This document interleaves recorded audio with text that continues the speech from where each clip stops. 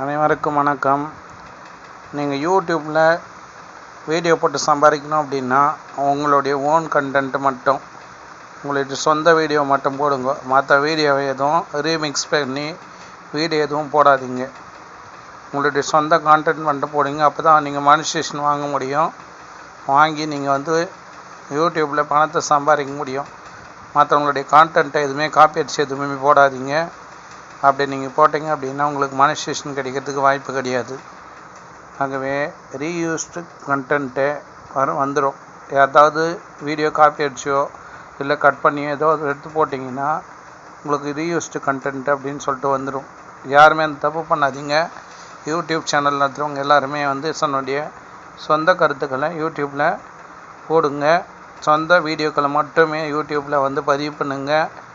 இது அனுபவத்தில் கண்ட உண்மை. தேங்க்யூ ஃபார் வாட்சிங். நன்றி, வணக்கம்.